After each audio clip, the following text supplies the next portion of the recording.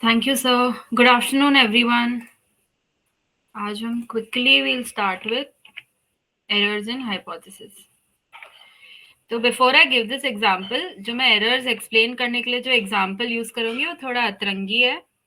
I'm not trying to body shame anybody, but it's a fun example जिसके through error समझना बहुत easy हो जाता है. So एक काम करते हैं. Okay. समझिए, एक अंकल है, वो शादी में गए और उन्होंने बहुत खाना खाया. ठीक है, बहुत खाना खाया. अगले दिन उनको पेट में बहुत दर्द हुआ. वो डॉक्टर के पास गए. अभी अंकल जो है उनकी थोड़ी तोंद है. ठीक है, अंकल की थोड़ी तोंद है. डॉक्टर के पास गए. डॉक्टर थोड़े डिस्ट्रैक्टेड थे. डॉक्टर क्या थे? डिस्ट्रैक्टेड थे. डॉक्टर ने ज्यादा ध्यान नहीं दिया. अंकल का मुंह नहीं देखा, बस शरीर देखा. बोल दिया यू आर प्रेग्नेंट. अब यहाँ पे क्या कोई अंकल प्रेग्नेंट हो सकता है? नहीं हो सकता है. हाँ, तो टाइप 1 हम ऐसे समझते हैं कि यहाँ पे नल हाइपोथेसिस क्या होगी? यहाँ पे नल क्या होगा? नॉट प्रेग्नेंट, ऑब्वियसली, है ना. ऑल्टरनेटिव क्या होगी? प्रेग्नेंट. मैं शॉर्ट में लिख रही हूँ, है ना, वो लंबा सेंटेंस आप समझ जाना. अब यहाँ डॉक्टर ने बोल दिया आप प्रेग्नेंट है और भेज दिया उनको. ध्यान नहीं दिया डॉक्टर ने. तो हमने क्या कर दिया? गलती से डॉक्टर ने क्या कर दिया? जो नल हाइपोथेसिस था उसको प्रूव कर दिया, जबकि नल हाइपोथेसिस को डिस्प्रूव कर दिया. हाँ, नल हाइपोथेसिस को डिस्प्रूव कर दिया, जबकि नल हाइपोथेसिस ट्रू था. Null hypothesis was the true hypothesis. वो प्रेग्नेंट नहीं थे, बट उन्होंने बोल दिया कि वो प्रेग्नेंट है. तो टाइप 1 एरर यही होता है. टाइप 1 एरर को हम बोलते हैं false positive. Okay, alpha error भी बोलते हैं.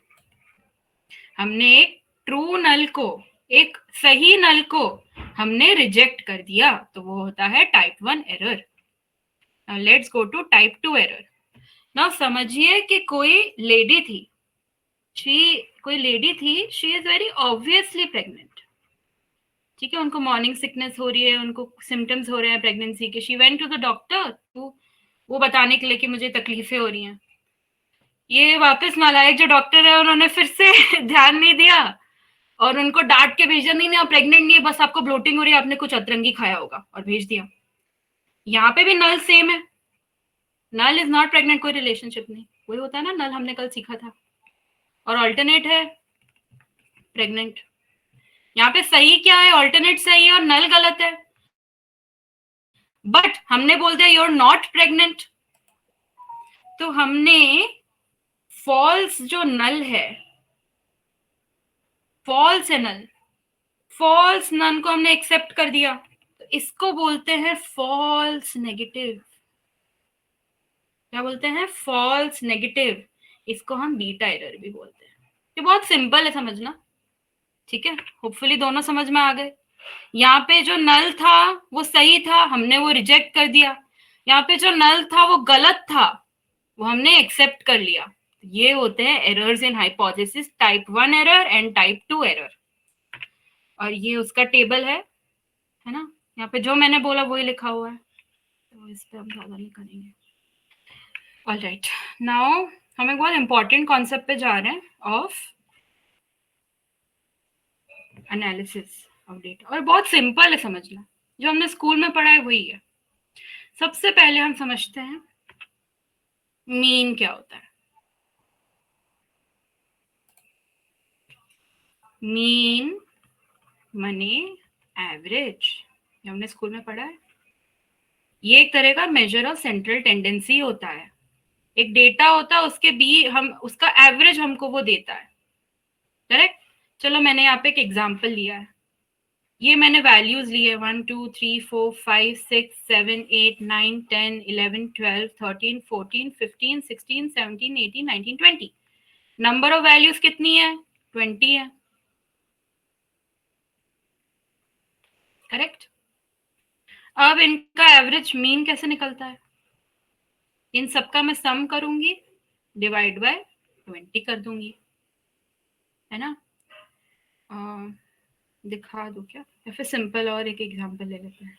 अगर हमने लिया 1 2 3 4 5, 1 2 3 4 5 ये हमारा डेटा है। इसका टोटल कितना होगा, नंबर कितने हैं, 5 है।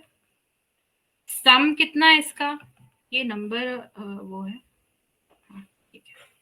सम कितना है इसका, 3 + 3 6, 6 + 4 10, 15, 15 डिवाइडेड बाय 5, तो कितना आ गया हमारा मीन, 3 आ गया। तो ये सबसे basic form of central tendency होता है, मेजर ऑफ सेंट्रल टेंडेंसी होता है। Let's move on to median. Median क्या होता है, वो हमारे डेटा पॉइंट्स का, जो हमारे पास नंबर्स है उसका मिड पॉइंट होता है, मिड पॉइंट होता है। जैसे मैंने ये डेटा लिया, मैंने ये नंबर्स लिए सारे, ओके। इन सारे नंबर्स को मैंने असेंडिंग ऑर्डर में अरेंज कर दिया, 24 47 सब असेंडिंग में, छोटे से बड़े में अरेंज कर दिया। ये कितने नंबर्स थे, 20 नंबर्स थे, 21 लेना चाहिए, चलो ठीक है, आई एक्सप्लेन। तो यहाँ पे मीडियन हो जाएगा ये, ठीक है।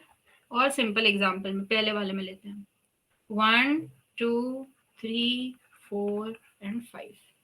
यहाँ पे मीडियन होगा 3, जो मिडिल वैल्यू है, okay. This is called median, बहुत सिंपल है। ऑड एंड इवन के लिए अलग होता है। ऑड के लिए n+1/2 होता है, इवन के लिए n/2 + n+1/2 डिवाइडेड बाय 2, ऐसे होता है, ठीक है। ये हमने स्कूल में सीखा हुआ है, बट एक जस्ट एक रिफ्रेशर में दे रही हूँ। ऑल राइट, मोड सबसे सिंपल होता है समझना। मोड मतलब कितनी बार, frequency, number of times, what number of times. वापस यही नंबर लिए, इनमें कौन सा नंबर सबसे ज्यादा बार आ रहा है, 27 एक बार आ रहा है, 47 एक बार आ रहा है, 53 3 टाइम्स आ रहा है, 61 1 टाइम आ रहा है, 65 2 टाइम्स आ रहा है, ये सब 111111 बार आ रहे हैं, 90 2 टाइम्स आ रहा है, 94 2 टाइम्स आ रहा है। सबसे ज्यादा कौन सा नंबर अकर हो रहा है, 53 हो रहा है। तो मोड क्या हो गया हमारा, 53 हो गया। All right, mean median mode हम समझ गए। मीन मतलब एवरेज, मीडियन मतलब मिडिल वैल्यू, मोड मतलब सबसे ज्यादा frequency of one data point, ठीक है। अब हम समझते हैं standard deviation. Okay, standard deviation होता क्या है। स्टैंडर्ड डेविएशन होता है, इसको मैं एग्जांपल से समझाऊंगी, बट एक जनरल में वो कर देती हूँ।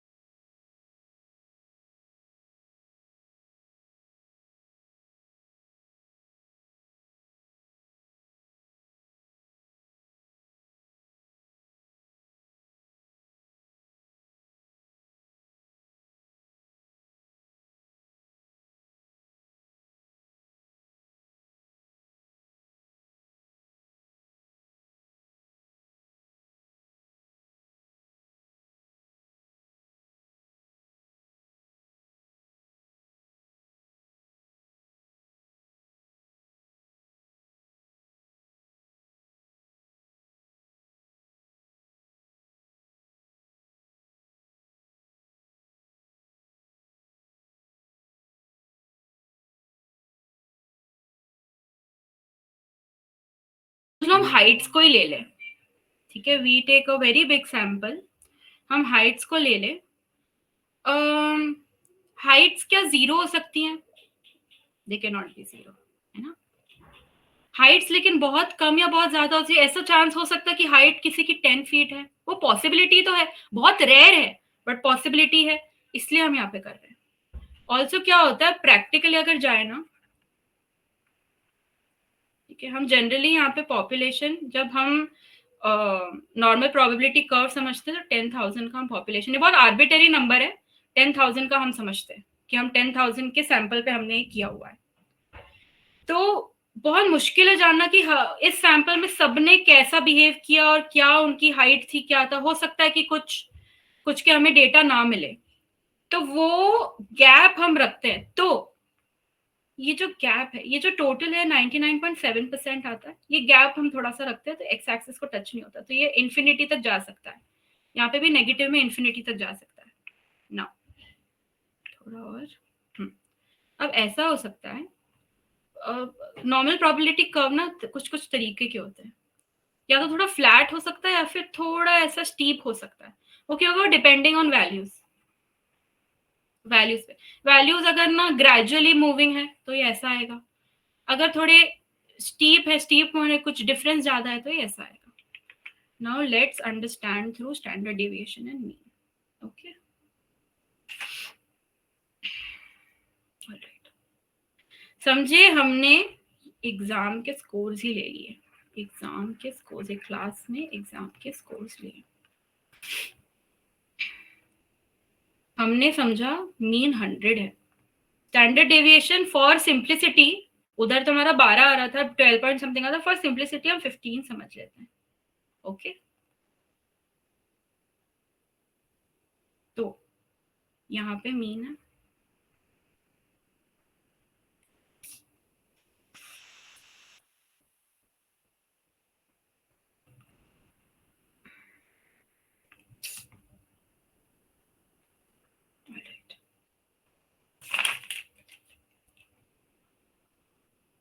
यहाँ पे हम 0 रख रहे हैं, यहाँ पे हम -1 -2, ये मैं वैल्यू समझाऊंगी, -1 -2 -3 क्या है, आई विल एक्सप्लेन। 1 2 3,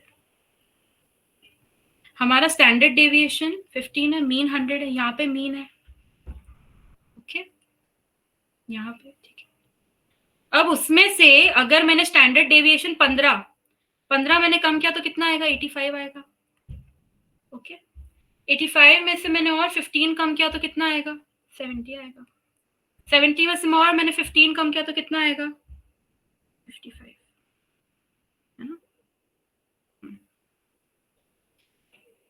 100 में मैंने 15 स्टैंडर्ड डेविएशन और ऐड किया, मीन से इतना स्टैंडर्ड डेविएशन इतना बढ़ रहा है, 115 आएगा, या 130 आएगा, या 145 आएगा। ठीक है, ये समझ लीजिए स्कोर्स हैं बच्चों के, आईक्यू स्कोर्स है, समझ लीजिए। ठीक है, या फिर स्कोर्स ही कोई टेस्ट स्कोर्स है, आईक्यू थोड़ा कॉम्प्लिकेटेड हो जाएगा, टेस्ट स्कोर समझते हैं।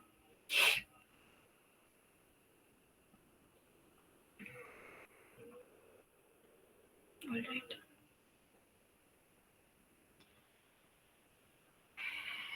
नाउ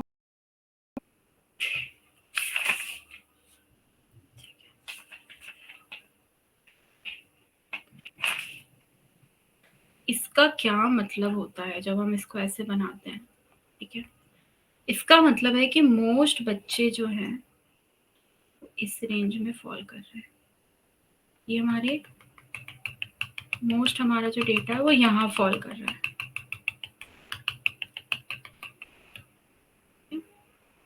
अब कुछ बच्चे, ठीक है, मॉडरेट लेवल का एग्जाम था, नॉर्मल एग्जाम था जैसे होता है, कुछ बच्चे जिन्होंने थोड़ा और कम स्कोर किया, कुछ बच्चे जिन्होंने और, कुछ बच्चे जिन्होंने वेरी 55 से भी कम उन्होंने स्कोर किया, बहुत लो स्कोर आया उनका, समझो 10 आया, 12 आया, 30 आया। ठीक है, सम किड्स स्कोर्ड हाई, कुछ बच्चों ने बहुत अच्छा परफॉर्म किया, 130 से ऊपर लाए, 145 से ज्यादा लाए, बट हमारा एवरेज कहाँ था, यहाँ था। सो दैट इज एसेंशियली जो हमको नॉर्मल प्रोबेबिलिटी कर्व बता रहा है कि यहाँ पे लाई कर रही है वैल्यूज। अब हम z समझते हैं।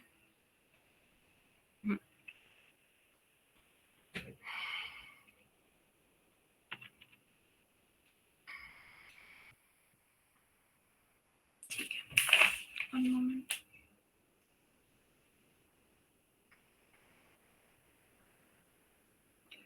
अब समझो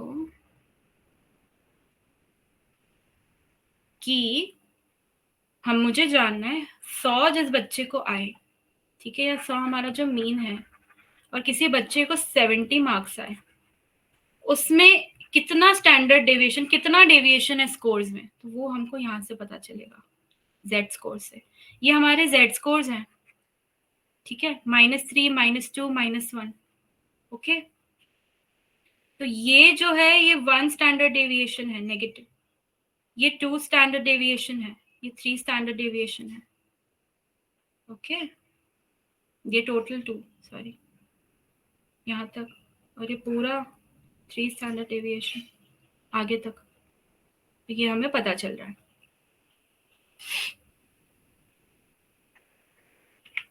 ऑलराइट, अब ना स्टैंडर्ड डेविएशन किसी, ये जो जिन्होंने ये बनाया था, उन्होंने हमें कुछ कुछ नंबर्स दे दिए कि क्या परसेंटेज ऑफ लोग कहाँ फॉल करते हैं, ठीक है।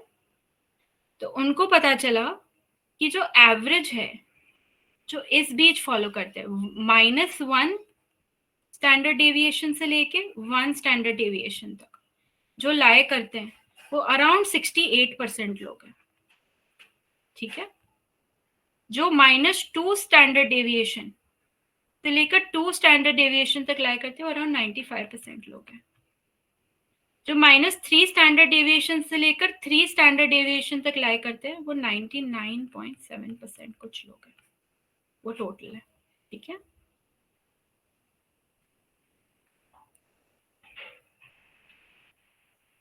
ओके, ऑलराइट, या that is pretty much it. यही नॉर्मल प्रोबेबिलिटी कर्व होता है। 1 सेकेंड, ठीक है, 65, 60, 95, 99। चलो, अब हम समझते हैं काफी शॉर्ट में कि स्क्यूनेस क्या होती है। हमने एक टेस्ट का एग्जांपल लिया था, करेक्ट। एक नॉर्मल टेस्ट में हमको नॉर्मल प्रोबेबिलिटी कर्व मिल रहा था, सिमेट्रिकल मिल रहा था, ठीक है। अब समझो मैंने बहुत ही टफ टेस्ट दे दिया, I give a very tough test, okay.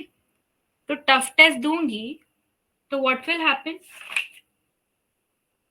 If I give a very tough test what will happen, जो बच्चे, लेस पीपल, बच्चों को मोस्टली कम मार्क्स आएंगे, जो बच्चों को हाई मार्क्स आएंगे वो कम हो जाएंगे, जो हमारा सिमेट्री था वो थोड़ी राइट की तरफ चली जाएगी, एसिमेट्रिकल हो जाएगा, ठीक है।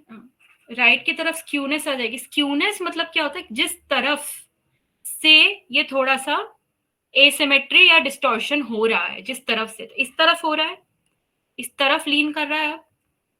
इसका बेसिक मतलब है, हम स्कोर्स का ही ले लेते हैं, मेक इट वेरी सिंपल। बहुत टफ टेस्ट दिया, ज्यादा बच्चों को कम मार्क्स आए, कुछ बच्चों को ठीक ठाक आए, एवरेज ठीक ठाक मार्क्स आए, और कुछ नॉट एवरेज, कुछ बच्चों को ठीक ठाक मार्क्स आए, और बहुत कम बच्चों को हाई मार्क्स आए, तो वो कैसा दिखेगा, ऐसा दिखेगा। क्या हो जाएगा वहां पे, मोड हमारी क्या होती है, फ्रीक्वेंसी होती है। कितने बच्चे जिनको कम मार्क्स आए वो बढ़ गया, लो की तरफ बढ़ गया, कम मार्क्स आए वो इधर आ जाएंगे। मीडियन हमारा यहाँ आ जाएगा, मीडियन अब हमारा 0 बन जाएगा, 0 पे मीडियन आ जाएगा, ठीक है, मिडिल वैल्यू आ जाएगी।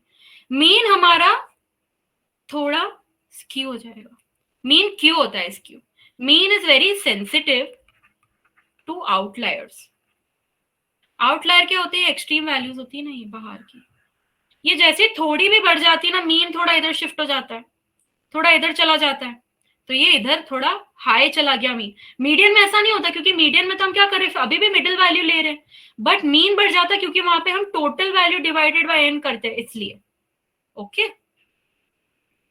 लेफ्ट स्क्यू में होगा कि समझो मैंने बहुत ही इजी टेस्ट दे दिया, अब क्या होगा, बच्चों के तो मजे हो गए, बहुत ज्यादा हाई नंबर ऑफ बच्चों को या बहुत ज्यादा फ्रीक्वेंसी में बच्चों को या बहुत नंबर में बच्चों को हाई मार्क्स आएंगे, तो इधर आ जाएगा हमारा, इधर हमारा नंबर बढ़ जाएगा, ठीक है। तो मोड हमारा इधर आ जाएगा राइट की तरफ, और इसको लेफ्ट क्यू बोलते हैं, ओके।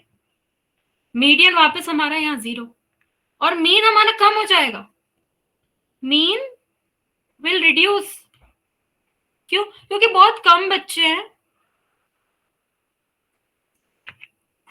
कम बच्चे हैं जिन्हें लो स्कोर्स आए, कुछ आउटलायर्स हैं जिनको एकदम लो स्कोर्स आए, तो मीन थोड़ा हमारा शिफ्ट हो जाएगा, मीडियन नहीं होगा फिर से क्योंकि वैल्यूज तो मिडिल वाली वही है, ओके। मोड हमारा इधर आ जाएगा इस तरफ, बहुत ज्यादा नंबर ऑफ बच्चे यहाँ पे, ओके।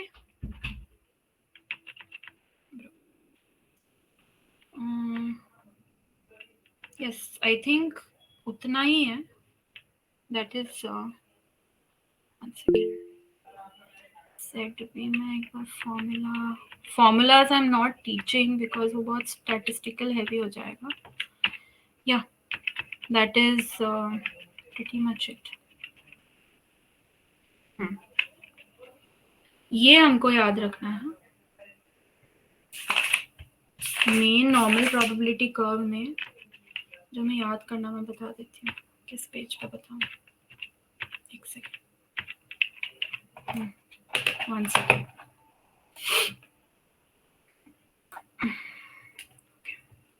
कैसे होगा, यहाँ 34% आ रहा है, यहाँ 34% पॉपुलेशन आ रहा है, यहाँ इस और इसके बीच में 14% आ रहा है, यहाँ भी 14% आ रहा है, यहाँ कुछ और 2% आ रहे हैं, यहाँ कुछ और 2% आ रहे हैं, ठीक है। तो इनको टोटल करेंगे अराउंड 99.7 कुछ परसेंट आएगा। अब जो ये स्पेस है ना, बहुत लोग, आप बहुत बार अगर जाएंगे कुछ कुछ स्टडीज में ना, तो वो एक्स एक्सिस को टच कर देंगे, ओके। ये मैं बस एक एक्स्ट्रा इन्फॉर्मेशन दे रही हूँ, they will touch the X axis, it is not incorrect technically अगर हम बोले, and I tell you the reason why. कभी कभी हम जो सैंपल लेंगे, समझो हमने ना टेस्ट कोर्स का ही हमने बस मीरा गर्ल्स के MLSU के हमने टेस्ट कोर्स का हमने एक प्रोबेबिलिटी कर्व बनाया, ओके। तो वहां पे हमको लिमिट्स पता है, हमें पता है कि 0 भी हो सकता है कोई बच्चा, 100 भी हो सकता है, वहां पे इन्फिनिटी तक नहीं जा रहा है, there is a limit, there is a range, okay. तब वहां पे हो सकता है अगर हम जीरो को टच कर दे, एक्स एक्सिस को टच कर दे, सिम्पटोटिक बना दे हमारे नॉर्मल प्रोबेबिलिटी कर्व को, तो it will not be incorrect technically. इसमें बहुत एक्स्ट्रा नुआंसेस आते हैं, but this is just for information की कहीं देखे तो ये मत समझना कि गलत बना दिया है, बट आइडियली हम लोग ऐसा ही बनाते हैं, we make it like this, it doesn't touch it, look at all my diagrams, it doesn't touch it, X axis को नहीं टच करता है, हम थोड़ा रख रहे हैं स्पेस, वो 0.3% हम थोड़ा रख रहे हैं स्पेस, ओके, 0.3%, ऑल राइट। थोड़ा कॉम्प्लिकेटेड मतलब हो सकता है, बट इसको एकदम सिंपल ये टेस्ट कोर्स के हिसाब से अगर सोचेंगे तो it is easy to understand, okay, all right. Thank you, that is it from my end. कुछ इसमें क्लैरिटी चाहिए, कुछ चाहिए तो I will explain. Sir, should I explain percentile also? No Janvi, नहीं ना, ओके, परसेंटाइल अगर, क्योंकि नहीं, complicated, okay. Okay, so it's over from your side. Yes sir, this was pretty much, आज शॉर्ट था काफी। Okay, so I'll be with you now. We'll take up Okay. these things. We'll revise whatever Janvi has taught us. Okay, so मुझे मालूम है कि आप लोग ने इसको समझने की कोशिश की, और ये थोड़ा सा स्टैटिस्टिकल टर्म्स है ना, इसको ऑनलाइन से पढ़ाना थोड़ा मुश्किल काम है, okay. Even I try to explain few things, थोड़ा सा मैं टेकअप करता हूँ इस चीज को, कि ये नॉर्मल प्रोबेबिलिटी कर्व होता क्या है, हम क्या समझते हैं, मीन मोड मीडियन क्या होते हैं, why it is known as a central tendency. Will take all this things. सबसे पहले मैं बात करता हूँ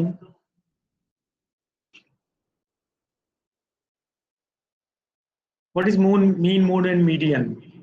ओके, हम रिसर्च में बात करते हैं, we have to use the statistics and what is normal probability curve. Basically normal probability curve is a just a minute, I'm sharing my screen now.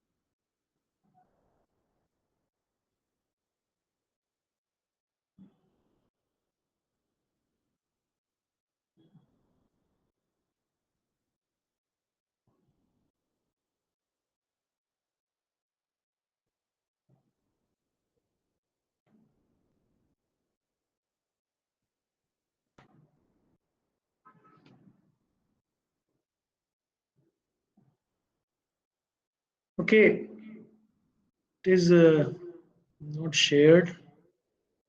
I don't know why it is. I think it is on the same connection is running on the two steps now. So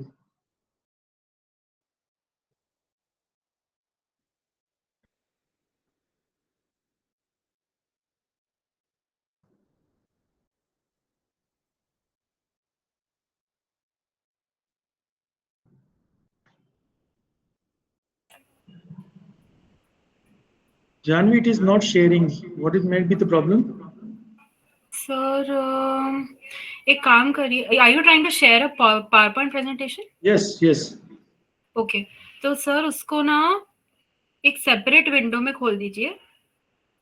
खोल दिया मैंने, उसको reduce कर दिया। हाँ, मतलब बंद करके फिर से चालू कीजिए। मेरे साथ भी हुआ था एक दो बार। Okay, and then share it, या वो सेपरेट विंडो में होगा तो it will catch it.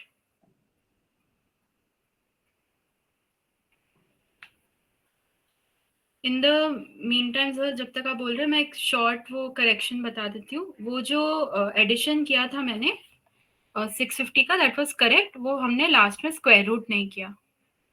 Okay, square root करेंगे तो 12.75 आएगा। I think some student had some participant had pointed it out. वो मैंने स्क्वायर रूट नहीं लगाया था लास्ट स्टेप में। ओके, 162.5 आता है, उसका हम स्क्वायर रूट कर लेंगे तो 12.7574 ऐसा कुछ आएगा। Janvi, I just sharing you. मैं ओके, आपको हाँ, शेयर कर रहा हूँ, आप शेयर कर ओके देना सर, उसको। Done done sir.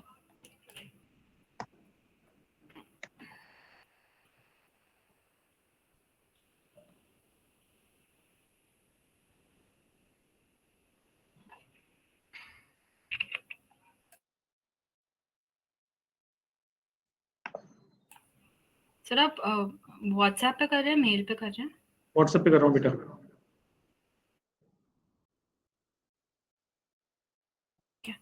हाँ, तो वो जो पार्टिसिपेंट जो भी था, I hope that clears out that doubt. वो मैं मेरा clerical I send you Janvi, I send you. Okay. Till then हम लोग जब तक शेयर हो रही है स्क्रीन, तब तक हम लोग बात करते हैं about mean mode median. These terms are known as a measures of central tendency. Why they are known as a central tendency? This is another question which may be asked in several exams, in several exams. So it is very clear that it अगर simply बात करूं तो ये normal probability curve के centre में लाई करते हैं। That's why they are known as a central tendency, measures of central tendency. Even though we have built this normal probability curve on the basis of, yes, it is shared now. Janvi, you have to support me, you have to change the screens also ना। देखिए अभी आपके सामने एक screen I है जिसमें normal distribution को समझाया गया है। I have taken from internet, I have not made it. Okay, it should be very clear. देखिए ये जो अगर सारी दुनिया की सारी पॉपुलेशन ले लें या कुछ पॉपुलेशन में से एक बड़ा सैंपल ले लें और उस पर एक कर्व को ड्रॉ करें, तो इस तरीके से हुआ। आपको मालूम है कि बीच की जो टेंडेंसीज हैं, दीज टेंडेंसीज आर, इसमें नंबर ऑफ पर्सन ज्यादा होंगे और जैसे जैसे हम एक्सट्रीम्स की तरफ बढ़ते जाते हैं वैसे वैसे नंबर ऑफ पर्सन कम होते जाते हैं। ओके नेक्स्ट बेटा। सो इस कर्व को देखिए, इसमें एक जेड स्कोर दिया हुआ है। What is the Z score? Z score एक ऐसा स्कोर है जो मीन और स्टैंडर्ड डिविएशन के बेस पे निकाला जाता है। The formula for Z is X minus X bar upon standard deviation. Okay, so standard deviation plays a very significant role. Okay, और स्टैंडर्ड डिविएशन होता क्या है? Why it is needed? Why only no mean mode median are enough? That is another question. इसका मैं reply करता हूं आपको। देखिए अगर एक क्लास में 3 बच्चे हैं, क्लास ए में, तीनों के स्कोर 10 10 10 आए, तो मीन कितना आया? 10। क्लास बी, इसके अंदर 3 बच्चे हैं जिसमें 2 बच्चों के स्कोर आए 15 15 एंड 0, तो भी उसका मीन कितना आया? 10। एंड क्लास सी, इसमें भी 3 बच्चे हैं जिसका एक का स्कोर 30 है, 2 का स्कोर 0 0 है, इसका मीन भी आया 10। What it shows? क्या तीनों class? we cannot say, because mean mode median, similarly mean mode median doesn't say the nature of the group. Okay अगर आपको नेचर ऑफ द ग्रुप समझना है, नेचर ऑफ द ग्रुप का मतलब है heterogeneous है या होमोजीनियस है, अगर ये आपको समझना है, thereafter definitely there is a need of measures of dispersions, measures of variability, जिसमें हमारे आते हैं 4 प्रकार के मेजर्स आते हैं: range, average deviation, quartile deviation and standard deviation. नाम से क्लैरिफाइड है, standard is the most standardized thing measure. So standardize measure में हम लोगों ने स्टैंडर्ड डेविएशन को किया बिकॉज ये हर स्कोर में से मीन को माइनस करता है and thereafter divided by, and then उसका स्क्वायर करके रूट करता है ताकि साइन का इफेक्ट नहीं रहे। That is the basic reason it is most standardize. तो जेड स्कोर है, इसको कैलकुलेट करने का तरीका होता है X minus X bar, X bar का मतलब mean, X score upon standard deviation. इससे हम जेड स्कोर को कैलकुलेट करते हैं। और ये जेड स्कोर को अगर चेक किया जाए किसी भी डिस्ट्रीब्यूशन में, तो जनरली ऐसा देखा जाता है कि वो -3 सिग्मा से +3 सिग्मा तक करता है। ओके, इसके ऊपर मिलना मुश्किल है क्योंकि मीन और अगर बहुत ज्यादा हेट्रोजीनियस ग्रुप हुआ बहुत ज्यादा, तो स्टैंडर्ड डिविएशन की वैल्यू बहुत बढ़ जाएगी। ओके, और जब न्यूमरेटर और डिनोमिनेटर को वैल्यू सेट करते हैं तो जनरली ये देखा गया -3 सिग्मा से +3 सिग्मा के बीच में सारी कैरेक्टरिस्टिक्स आ जाएगी। Okay, so that is why it is based on the Z score. और जेड स्कोर की यूनिट होती है सिग्मा। जैसे हमारी लेंथ की यूनिट मीटर होती है, सेंटीमीटर होती है, उसी प्रकार से जेड यूनिट, जेड मेजर की जो यूनिट है that is sigma. Next, this is also called as a Gaussian curve. Next, it was first discovered by De Moivre and solve problems in games और chances के लिए। और जो French mathematician था लाप्लो, उसने इसको फर्दर डेवलपमेंट लाप्लो ने डेवलप किया था, इसको फर्दर डेवलप करके गॉस ने बताया, इसलिए गॉसियन कर्व भी कहते हैं। नेक्स्ट बेटा, is a well structured mathematical curve. दुनिया की कोई भी ट्रेट आप देख लीजिए, अगर आप उस पर कर्व को ड्रॉ करेंगे बहुत बड़ा लार्ज सैंपल लेके, बिकॉज स्टेटिस्टिक्स का रोल क्या है? स्टेटिस्टिक्स का रोल ये, we have to talk about the population on the basis of the sample. तो हमारा सैंपल अगर नॉर्मल प्रोबेबिलिटी पर बेस्ड है तो देखिए स्टैटिस्टिकल टेस्ट में हम पैरामेट्रिक टेस्ट का यूज करते हैं, और अगर नॉन प्रोबेबिलिटी पर बेस्ड नहीं है तो हम उसको ये नॉन पैरामेट्रिक टेस्ट यूज करते हैं। सो मैं यहाँ बताना चाहता हूँ कि ये वेल डिफाइंड कर्व है, वेल शेप्ड कर्व है, वेल स्ट्रक्चर्ड कर्व है, एक मैथमेटिकल कर्व है कि एक्सपोनेंशियल जो है उसके ऊपर एक इक्वेशन होती है, उससे इस कर्व को ड्रॉ करते हैं। और इसमें मजेदार बात यह है कि मीन मोड मीडियन तीनों, अगर परफेक्ट नॉर्मल प्रोबेबिलिटी कर्व है तो मीन मोड मीडियन तीनों एक सेंटर पॉइंट पर लाई करते हैं। नेक्स्ट बेटा, it is a bell shaped curve, that's fine. मैंने बताया आपको मीन, मीडियन, मोड तीनों बराबर होते हैं। मीन क्या होते हैं? Mean is the average score of a group. And what is median? Median is that point from which above 50% number of persons lies and from which 50% of number of the cases lies. मतलब ऊपर और नीचे दोनों तरफ 50% cases, तो बीच का बच्चा है उसका स्कोर कितना है उसको मीडियन कहते हैं। और जिस स्कोर की हाईएस्ट फ्रीक्वेंसी होती है, जिसको most occurring frequency, okay, that is known as a mode. Next बेटा, मैंने आपको बताया कि एक ही अगर पॉइंट पर लाई करते हैं उसको ओनली वन मोड होता है, इसको यूनी मॉडल कर्व कहते हैं। नेक्स्ट बेटा, सिमेट्रिकल होता है, 50% आधे साइड में लेफ्ट साइड में होता है, 50% राइट साइड में होता है। These are the properties of the normal probability curve which comes in the examination. Direct question आता है एग्जाम्स में, write down the properties of normal probability curve. Next बेटा, असिम्प्टोमेटिक क्या होते हैं? अगर एक्स एक्सिस के पास में पहुंचता है, ओके, जैसा अभी जानवी ने बताया था कि टच भी कर लेता है, हम तो नॉर्मल प्रोबेबिलिटी कर्व की कैरेक्टरिस्टिक्स के लिए कहते हैं it never touches to the axis. Okay, axis को टच नहीं करता क्योंकि ये इनफाइनाइट तक भी जाए, -3 sigma plus 3 sigma plus 4 sigma 5 sigma 7 sigma सब तक आगे जाता जाएगा, लेकिन ये एक्स एक्सिस को टच नहीं करता। ये अगर असिम्प्टोमेटिक होता है तो वो टच हो जाता है, उसको बिल्कुल पास में भी पहुंच सकता है। नेक्स्ट बेटा, this is a very important slide. इस कर्व में बता रहा है, ये डॉटेड लाइन है जैसा जानवी ने अभी बताया था हाथ से ड्रॉ करके। ये +1 सिग्मा और -1 सिग्मा के बीच में 68.26% केसेस लाई करते हैं। व्हाट इट शोज, ये शो करता है बेटा कि अगर सभी डिस्ट्रीब्यूशन में, ओवरऑल डिस्ट्रीब्यूशन में maximum number of the cases 68.26% they lies near by the mean score, और मीन से थोड़ा सा दूर जाने वाले हैं 2 सिग्मा तक तो 95.44%, और ये -3 सिग्मा से +3 सिग्मा की बात करें तो दैट इज 99.72%। इसका मतलब ये हुआ 4 सिग्मा 5 सिग्मा अगर ये टच कर जाता तो यही 100% बन जाता है। It is not 100%। ओके, इसीलिए हम -3 सिग्मा के +3 सिग्मा के बीच में मानते हैं इस कर्व को। थ्योरेटिकली मानते हैं, अगर मैथमेटिकल कैलकुलेशंस के हिसाब से तो -4 सिग्मा +4 सिग्मा भी आएगा आगे, उसकी भी वैल्यूज होती है। ओके, अगर ये पूछा जाए 1 सिग्मा और 2 सिग्मा के बीच में कितने % केसेस हैं, these are the mathematical ways, statistical ways for calculating these things. और अगर आपकी कहीं लाइव वर्कशॉप हुई है, इस प्रकार की कुछ हुई, तो मैं आपको पढ़ा सकता हूँ इस चीज को कि 1 सिग्मा और 2 सिग्मा के बीच में 13.39% केसेस लाई करते हैं। Similarly 2.54% lies between 2 sigma and 3 sigma, और 3 सिग्मा से ऊपर की बात करें तो 0.18% केसेस होते हैं। नेक्स्ट बेटा,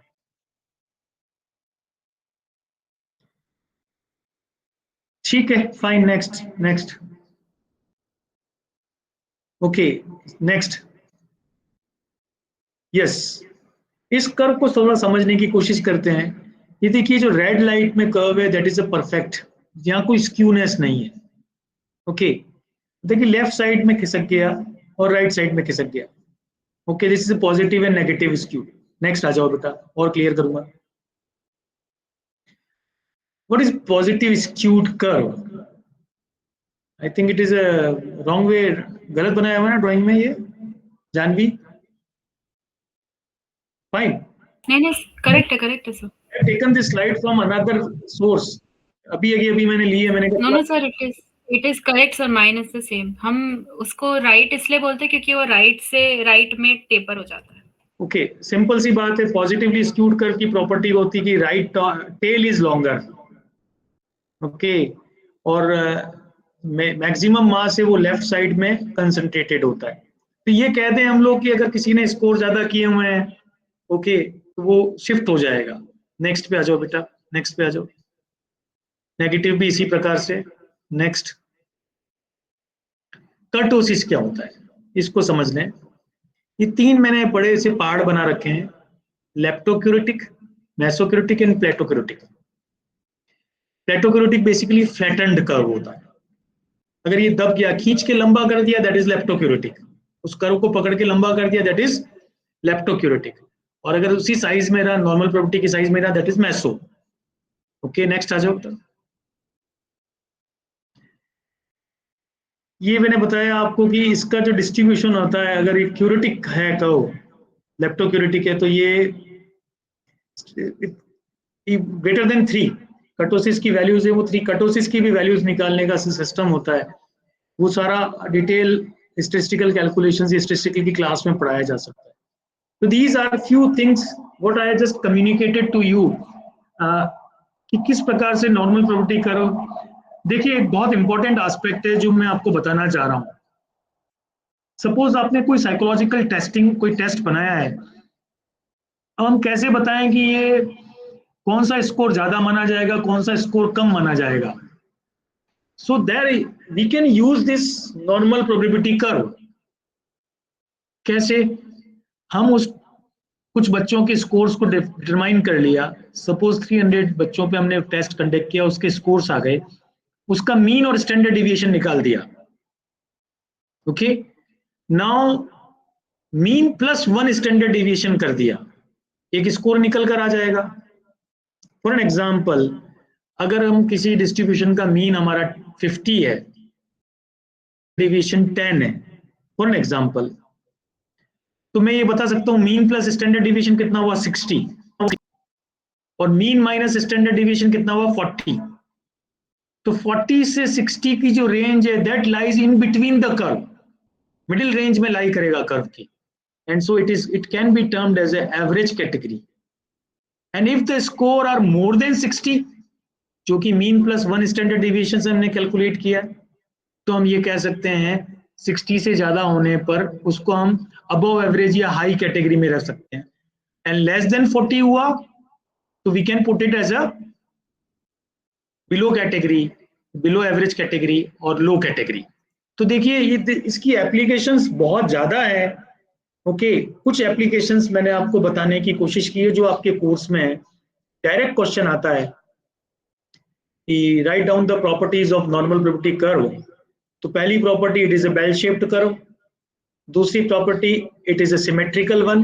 50% केसेस एक तरफ होते हैं, 50% केसेस लेफ्ट साइड में, 50% केसेस राइट साइड में। It ranges between -3 sigma to +3 sigma. This is another property. Mean, mode, median lies in center of the point, center of the curve. So it is another property. Mean ±1 sigma, 68.26% cases lies. This is another property. Then mean ±2 sigma, that is 95.44% cases lies. This is another property. Mean ±3 sigma, that is ±3 sigma, 99.72%. This is another property. ऐसी कुछ properties हैं, इसकी applications बहुत हैं। कितने percent लोगों के इस स्कोर से ज्यादा है हम डिटरमाइन कर सकते हैं। There is a normal probability curve के बेस पर एक टेबल बनाई हुई है जिससे हम परसेंटेज में कन्वर्ट कर सकते हैं स्कोर्स को, और स्कोर्स को परसेंटेज में और परसेंटेज को स्कोर्स में भी कन्वर्ट किया जा सकता है। This is sort of the thing जो नॉर्मल प्रोबेबिलिटी कर्व में आप लोगों के कोर्स में है और आप लोगों को पढ़नी है।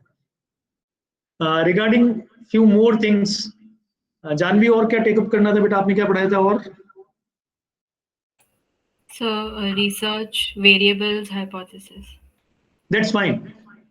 ओके, सो हम लोगों की क्लास का समय 12:59 हो चुके हैं। आज की क्लास हमारी यहीं कंप्लीट होती है। You have the questions? Rachna Vijay, you want to ask please? Rachna Vijay has raised the hand.